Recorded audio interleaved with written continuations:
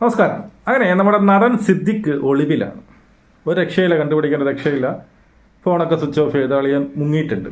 അപ്പം ഇന്നത്തെ വീഡിയോ സത്യം പറഞ്ഞാൽ നമുക്കറിയാം, കുറേ പേര് ഇതുപോലെയുള്ള നമ്മുടെ ഹേമ കമ്മിറ്റി റിപ്പോർട്ട് വന്നതിന് ശേഷം ഒരുപാട് അലിഗേഷൻസ് വന്നിട്ടുണ്ട്, ഒരുപാട് പരാതികൾ വന്നിട്ടുണ്ട്.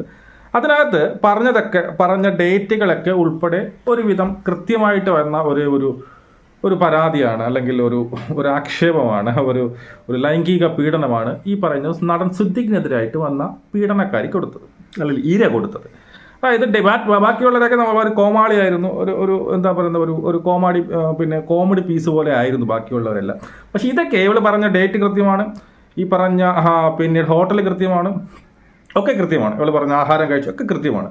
ഇതൊക്കെ കൃത്യമായത് കൊണ്ട് തന്നെ എന്ത് ചെയ്തു, സിദ്ദിഖിനെ മുൻകൂർ ജാമ്യം തള്ളിയത് കൊണ്ട് തന്നെ സിദ്ദിഖ് മുങ്ങി. സിദ്ദിഖിന് എന്താണ്, സുപ്രീം കോടതിയിൽ പോയി മുൻകൂർ ജാമ്യത്തിന് വേണ്ടി ശ്രമിക്കാൻ വേണ്ടി അവൻ മുങ്ങി. എൻ്റെ ഇന്നത്തെ വീഡിയോ നമ്മുടെ ഫാക്ട് ചെക്കാണ്. ഈ യഥാർത്ഥത്തിൽ ഈ പറയുന്ന സിദ്ദിഖ് പീഡിപ്പിച്ച് കാണുമോ, ഈ പറയുന്ന പരാതിക്കാർ അല്ലെങ്കിൽ ഇര പറയുന്ന അല്ലെങ്കിൽ സ്വയം പ്രഖ്യാപിത ഇര എന്ന് തന്നെ ഞാൻ ഇപ്പോഴും വിളിക്കാൻ ആഗ്രഹിക്കുന്നു. ഈ ഇര പറയുന്നത് ശരിയായിരിക്കുമോ, ഇവൻ യഥാർത്ഥത്തിൽ പീഡിപ്പിച്ചായിരിക്കുമോ അതിനകത്ത് കൊണ്ടുപോയി എന്നുള്ളതാണ്. ഫാക്റ്റുകൾ ചെക്ക് ചെയ്ത് നോക്കിക്കഴിഞ്ഞാൽ ഇതിന് എന്തൊക്കെ സംഭവിക്കാനുള്ള സാഹചര്യങ്ങളുണ്ട്, എന്തൊക്കെ സംഭവിച്ചിരിക്കാം എന്നുള്ളതിനെക്കുറിച്ച് നോക്കിക്കഴിഞ്ഞാൽ ഈ പറയുന്ന ഇരയുടെ മുൻകാലത്തെ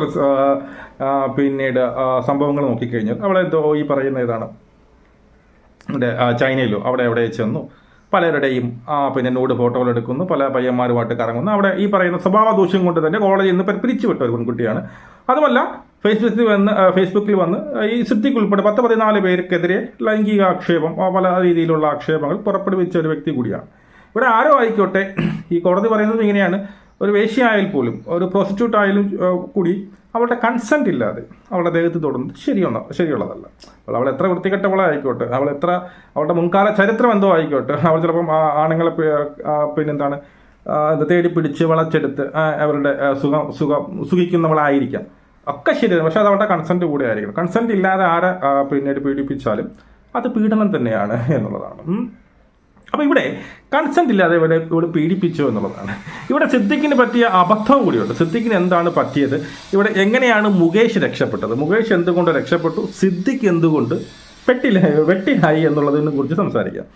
അതായത് ഇവിടെ ഈ പെൺകുട്ടി പറഞ്ഞ ഡേറ്റ് ആയിക്കോട്ടെ, അതായത് 2016 ഇവിടെ ഈ സംഭവം നടക്കുന്നത്. 2014 തൊട്ട് ഈ കുടുംബവും ഈ പറയുന്ന പെൺകുട്ടിയുടെ അച്ഛനും അമ്മയുമായിട്ടൊക്കെ അവർക്ക് എന്താണ് അടുപ്പമുണ്ട്, സിദ്ദിഖിന് അടുപ്പമുണ്ട്. സിദ്ദിഖ് എന്ത് ചെയ്തു, ഈ സ്കൈപ്പ് വഴിയൊക്കെ പെൺകുട്ടിയുമായിട്ട് നിരന്തരം സംസാരിക്കുന്നു. അതിനുശേഷം സിദ്ദിഖിൻ്റെ ഒരു പടം കാണാൻ വേണ്ടി വിളിക്കുന്നു. അതിനുശേഷമാണ് ട്രിവാൻഡ്രത്തിലെ മസ്കറ്റ് ഹോട്ടലിലേക്ക് അവളെ ക്ഷണിച്ച് അവിടെ വെച്ച് ഒരു ദിവസം ഫുള്ളായിരുത്തി പീഡിപ്പിച്ചു എന്നവൾ പറയുന്നത്. ഇതൊക്കെ ശരി തന്നെയാണ്. അതായത് ഇതൊക്കെ ഫാക്ട് കറക്റ്റാണ്. അവൾ അവിടെ പോയിരിക്കുന്നു, ഈ പറയുന്ന പടം കണ്ടിരിക്കുന്നു, മസ്കറ്റ് ഹോട്ടലിലേക്ക് വിളിച്ചിരിക്കുന്നു, ഇവൾ അവിടെ ചെന്നിരിക്കുന്നു. ഇവൾ ചെന്നിട്ട് പറയുന്നുണ്ട് ഒരുപാട് ഈ പറയുന്ന എന്നെ കയറി. പിന്നീട് പറയുന്നതിലാണ് എനിക്ക് ചെറിയ ഒരു ഡൗട്ട് തോന്നുന്നത്. അതായത് പിന്നെ അവൾ പറയുന്നത് ഇവളെ പീഡിപ്പിച്ചു എന്ന് അവൾ പറയുന്നത്. അതിനുശേഷം പീഡിപ്പിച്ചതിന് ശേഷം ഇവൻ എന്തൊരു ആഹാരം വരുത്തി, അതിനകത്ത് പിന്നീട് എന്താണ് തൈരും മീനൊക്കെ ചേർത്തുകൊണ്ട് ഇയാൾ ആഹാരം കഴിച്ചു. അവിടെ ആഹാരം കഴിക്കുമ്പോൾ തന്നെ എനിക്ക് വൈരുദ്ധ്യമായിട്ട് പിന്നീട് ആഹാരം കഴിക്കുന്നതാണ് ഇഷ്ടം എന്നൊക്കെ പറഞ്ഞ് ഞാൻ അന്ന് മെൻസസ് ആയിരുന്നു. അതുകൊണ്ട് തന്നെ മെൻസസ് ആണെന്ന് പറഞ്ഞിട്ട് അങ്ങനെയാണെങ്കിൽ അകത്ത് വെക്കാൻ പറ്റിയില്ലെങ്കിൽ എന്താണ് കൺസിഡർ മീ ടു ലിക്ക് എന്നൊക്കെ പറഞ്ഞ, അല്ലെങ്കിൽ എൻ്റെ ഫ്രണ്ടിൽ നിന്ന് മാസ്റ്റർബേഷൻ ചെയ്തു എന്നൊക്കെ രീതിയിൽ ഇവൾ പറഞ്ഞിട്ടുണ്ട്. അപ്പോൾ ഇതൊക്കെ നോക്കുമ്പോൾ ഇതിനകത്ത് ഇവൾ വന്നിട്ടുണ്ട്.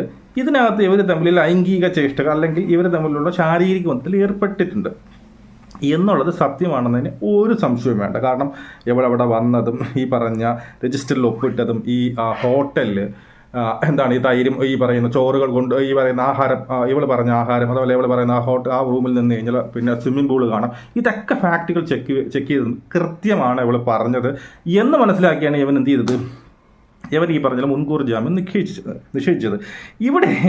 ഇവിടെ സംഭവം എന്താണെന്ന് വെച്ച് കഴിഞ്ഞാൽ ഇത് അവിടെ അങ്ങനെ ഒരു ലൈംഗിക പ്രശ്നം നടന്നിട്ടുണ്ട്, രണ്ടുപേരും തമ്മിൽ ലൈംഗിക വശം ഏർപ്പെട്ടിട്ടുണ്ട്. അത് കൺസെൻറ്റോട് കൂടിയാണോ ഇല്ലയോ എന്നുള്ളതാണ് എൻ്റെ ഇവിടുത്തെ സംശയം. മനസ്സിലായി. ഇപ്പോൾ ഇവരെല്ലാവരും പറയുന്നു. അപ്പോൾ സിദ്ദിഖിന് പറ്റിയ പ്രശ്നം എന്ന് വെച്ച് കഴിഞ്ഞാൽ സിദ്ദിഖ് എന്ത് പറഞ്ഞു, എവളെ ഞാൻ കണ്ടിട്ടുണ്ട് എന്നുള്ളതല്ലാതെ ഈ റൂമിനകത്ത് ഞാൻ വിളിക്കുകയോ എടുക്കുകയോ ഞാൻ ചെയ്തിട്ടില്ല എന്ന് പറഞ്ഞിടത്താണ് സിദ്ദിഖിന് പറ്റിയ അബദ്ധം. മനസ്സിലായോ?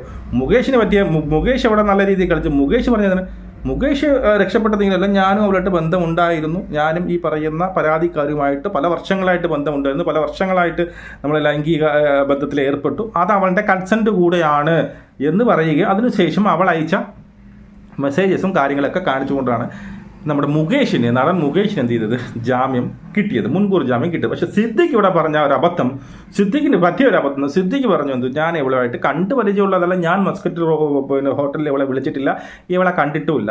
അങ്ങനെ പറയുമ്പോഴാണ് ഇവിടെയുള്ള പ്രശ്നം വരുന്നത്. അങ്ങനെ പറഞ്ഞപ്പോൾ ഇവളവിടെ വന്നിട്ടുണ്ട്, ഇതിനകത്ത് എന്തൊക്കെ പിന്നീട് ആഹാരങ്ങൾ കൊണ്ടുവന്നിട്ടുണ്ട്, ഇതുവരെ അവൾ ഉൾപ്പെടെ പറയണമെങ്കിൽ അവൾ അതിനകത്ത് വന്നിട്ടുണ്ട്, അല്ലെങ്കിൽ അവൾ അവിടെ രജിസ്റ്ററിൽ അവളുടെ പേര് ഒപ്പിട്ടുണ്ട്, ഇവളവിടെ വന്നിട്ടുണ്ട്. അതിൽ സിദ്ദിഖ് പറയുന്നത് തെറ്റാണെന്ന് വളരെ എന്താണ് നമുക്ക് പെട്ടെന്ന് തന്നെ മനസ്സിലാവുന്നത്. അങ്ങനെയാണ് സിദ്ദിഖിന് എന്ത് പറ്റിയത്, ഈ പറയുന്ന മുൻകൂർ ജാമ്യാപേക്ഷ തള്ളിയത് സിദ്ദിഖിൻ്റെ.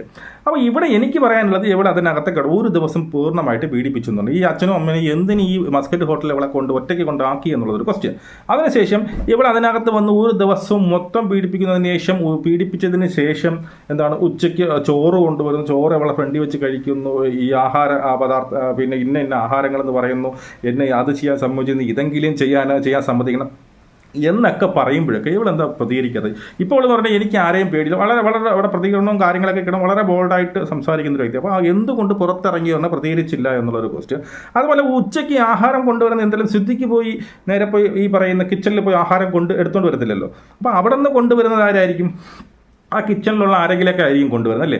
സ്റ്റാഫായിരിക്കും, ഒരു സപ്ലയറായിരിക്കും കൊണ്ടുവരുന്നത്. അപ്പോൾ ആ വെയിറ്റർ വന്നപ്പോൾ ഇവൾ എങ്ങനെയായിരുന്നു, ഇവൾ എവിടെയൊക്കെ ആയിരുന്നു? അപ്പോൾ വെയിറ്ററിനോട് പറയാൻ പാടില്ല, അല്ലെങ്കിൽ പുറത്തിറങ്ങി പറയാൻ പാടില്ലായിരുന്നു. അച്ഛനമ്മയോട് അപ്പോഴെന്ത് പറയാത്തത്? പിന്നെ ഇവർ ഈ ഒരു മെൻ്റൽ ട്രോമയൊക്കെ വന്നു, ഇവൾ ഹോസ്പിറ്റലായിരുന്നു. ഈ ഹോസ്പിറ്റലായത് ഈ ഒരു വിഷയം കൊണ്ട് തന്നെയാണോ എന്നുള്ളതിനെ കുറിച്ചൊക്കെ നമുക്ക് ഈ പറഞ്ഞ എന്താണ് തിരക്കേണ്ടതായിട്ടിരിക്കുന്നു. അതുമല്ല, ഈ 2016 നടന്നതിന് ശേഷം ഇവൾ ഈ പറയുന്ന 2019 ഒരു പോസ്റ്റ് ഇടുന്നു. ആ പോസ്റ്റിൽ സിദ്ദിഖ് ഒരിക്കലും ലൈംഗികമായിട്ട് പീഡിപ്പിച്ചു എന്ന് പറയുന്നില്ല. അവിടെ എന്നെ വെർബൽ പിന്നീട് എന്നെ സഹായിച്ചു അല്ലെങ്കിൽ ആ കൊണ്ട് ചീത്ത വിളിച്ചു എന്നുള്ള രീതിയിലാണ് അവൾ ആദ്യം പോസ്റ്റ് ഇട്ടത്. ഇപ്പോൾ അവൾ പോസ്റ്റ് ഇടുന്നത് എന്താണ്, എന്നെ ലൈംഗികമായി ചൂഷണം ചെയ്തു എന്ന് പറയും. അപ്പോൾ ഇവിടെയൊക്കെ ഒരു വൈരുദ്ധ്യമുണ്ട്. അപ്പോൾ ഇതിനകത്ത് എൻ്റെ മനസ്സിൽ എനിക്ക് തോന്നുന്നത് ഇവർ ചിലപ്പോൾ കൺസെൻറ്റ് കൂടെ തന്നെ ആയി. കാരണം ഇവരുടെ മുൻകാല ഒക്കെ ശരി തന്നെ, എത്ര ഒരു പ്രോസ്റ്റിറ്റ്യൂട്ട് ആയാലും ശരി തന്നെ, അവളുടെ കൺസെൻറ്റ് ഇല്ലാതെ പിന്നീട് അവളുടെ ഒന്നും ചെയ്യാൻ പാടില്ല എന്നുള്ളത് സത്യം തന്നെയാണ്. പക്ഷേ ഇവരുടെ മുൻകാല ചരിത്രം കൂടി നമ്മൾ ഇതിനകത്ത് നോക്കണം. മുൻകാല ചരിത്രം ഇവിടെ ഇങ്ങനെ പല കണ്ണി കാണുന്നവർ എല്ലാവരിടത്തും എന്ത് ചെയ്യുന്നുണ്ട്, ഈ പറയുന്ന അലിഗേഷൻ നടത്തുന്നുണ്ട്. പിന്നീട് കോളേജിൽ ഇനി മുൻകാല കൂടെ പഠിച്ച പെൺകുട്ടിയുടെ നഗ്നചിത്രം വരെ പകർത്തി പ്രശ്നമായിട്ട് അവിടെയുള്ള ആണുങ്ങളുമായിട്ട് എന്തൊക്കെ പ്രശ്നം നടത്തിയിട്ടുണ്ടെന്നാണ് ഇപ്പോൾ ലേറ്റസ്റ്റ് ആയിട്ട് അറിയുന്നത്. അങ്ങനെയുള്ള സ്വഭാവ ദൂഷ്യം കൊണ്ട് പുറത്താക്കി കൊച്ചാണ്. അപ്പോൾ ആ ഒരു സ്വഭാവം കണക്കിലെടുത്തുകൊണ്ടും ഇപ്പോൾ വന്ന് ഇത്രയും ബോൾഡായിട്ട് പറയുന്നുണ്ടെങ്കിലും മുൻകാലങ്ങളിൽ എന്നെ പീഡിപ്പിച്ചില്ല, എന്നെ വെർബലായിട്ട് അബ്യൂസ് ചെയ്യുക മാത്രമേ ഉള്ളൂ എന്നൊക്കെ പറയുമ്പോൾ ഇത് എന്തായാലും അവിടെ എന്തോ നടന്നിട്ടുണ്ട്, അത് ഉറപ്പാണ്. ഈ പറയുന്ന സിദ്ദിഖും ഇവളുമായിട്ടുള്ള ഒരു ലൈംഗിക പിന്നെ സംഭവങ്ങൾ, ലൈംഗികത അല്ല അങ്ങോട്ട് പിടിയോ വലിയ പിടിച്ചോ, അവർ ഈ കേസിനകത്ത് ഒരുപാട് തുടക്കം തൊട്ട് തന്നെ വന്നവനെ പിടിച്ചിരുത്ത് തന്നെ ഇവിടെ മുച്ച് പിന്നെ ബാഗിലെടുത്തായിട്ട് അങ്ങനെ ഓരോ ഉമ്മകൾ വരെ വളരെ കൃത്യമായിട്ട് വിസ്തരിച്ച് ചെയ്തിട്ടുണ്ടെന്നാണ് പറയുന്നത്. വായിക്കാൻ പോലാത്തേക്ക് ഒരു സെക്സ് ഫിലിം കാണുന്നത് പോലെ, ഒരു അഡൾട്ട് ഫിലിം കാണുന്ന രീതിയിലാണ് അതിൻ്റെ പിന്നെ ജഡ്ജ്മെൻറ്റ് എഴുതിക്കണമെന്നാണ് പറയുന്നത്. അപ്പോൾ എന്തോ ആയിക്കോട്ടെ. അപ്പോൾ ഇവിടെ ഇതാകുന്നത് ഇവർ തമ്മിൽ ചിലപ്പോൾ ഈ പറയുന്ന പോലെ ചിലപ്പോൾ അവളുടെ അടുത്ത് പറയാതെ ആയിരിക്കും വിളിച്ചു വന്നാൽ അവളെ ആ റൂമിനകത്ത് കൊണ്ടുവന്ന് ചിലപ്പം പറഞ്ഞ് സോപ്പിട്ട് തന്നെ എൻ്റെ മോൻ്റെ അടുത്ത സിനിമയിൽ നിനക്ക് അവസരം തരാം എന്നൊക്കെ പറഞ്ഞിട്ട് അവളെ ഉപയോഗിച്ചതായിരിക്കാം. അതിനുശേഷം കുറേ കാലത്തിന് ശേഷം ഇവൻ പറഞ്ഞ വാഗ്ദാനം നിറവേറ്റാതെ വന്നപ്പോൾ ഇവൾ പുറത്തു ചാടി ഈ ഹേമ കമ്മിറ്റിയുടെ പിന്തുണയും കൂടി കിട്ടിയപ്പോൾ എടുത്ത് അലക്കിയതായിരിക്കും. അപ്പോൾ എന്തായാലും കുറ്റം ചെയ്തിട്ടുണ്ട് എങ്കിൽ സിദ്ദിഖിന് എന്തെങ്കിലും ശിക്ഷിക്കുക തന്നെ ചെയ്യണം എന്നുള്ളതാണ്. പിന്നെ ഈ പറയുന്ന ഇവിടെ മുൻകാല ചരിത്രം കൂടി നോക്കേണ്ടതായിട്ട് ആവശ്യമുണ്ട്. ആവശ്യമില്ലാതെ ഓരോന്ന് പറഞ്ഞിട്ട് കൊണ്ട് കിടന്നു കൊടുത്തിട്ട് അവസാനം എനിക്കൊന്നും കിട്ടിയില്ല എന്ന് വരുമ്പോൾ വന്നുള്ള ആരോപണത്തോടും എനിക്ക് വലിയ യോജിപ്പൊന്നുമില്ല. നമുക്ക് വീണ്ടും കാണാം. ജയ് ഹിന്ദ്.